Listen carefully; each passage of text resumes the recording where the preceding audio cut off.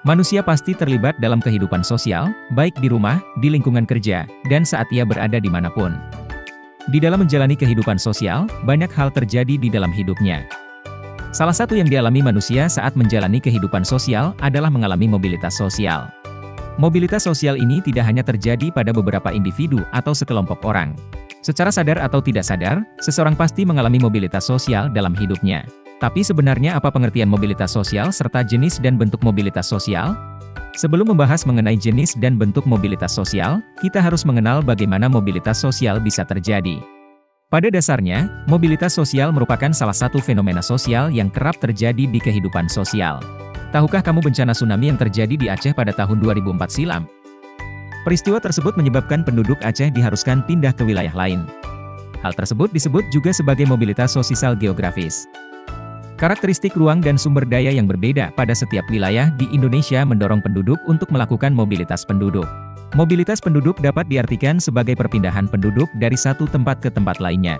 Penduduk melakukan mobilitas untuk memperoleh sesuatu yang tidak tersedia di daerah asalnya. Alasan melakukan mobilitas sangat beragam, tetapi pada umumnya karena alasan ekonomi. Perpindahan pada pengertian mobilitas sosial biasanya berpindah ke sesuatu yang lebih baik, tapi tak bisa dipungkiri, mobilitas sosial ini bisa dialami ke jenjang yang lebih rendah atau tetap sederajat.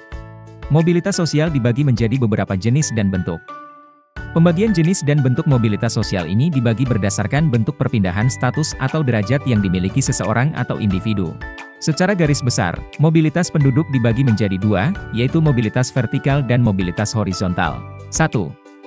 Mobilitas vertikal, yaitu semua gerakan penduduk dalam usaha perubahan status sosial. Contohnya, seorang siswa dinyatakan naik ke kelas 11 SMA di sekolahnya. Dari hal tersebut artinya siswa mengalami perpindahan dari kelas 10 ke kelas 11.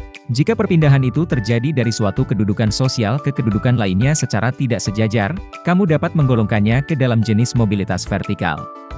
Di dalam mobilitas vertikal dibagi lagi menjadi dua, yaitu mobilitas vertikal naik dan vertikal turun. Contoh siswa yang mengalami kenaikan kelas, merupakan jenis mobilitas vertikal naik atau social climbing.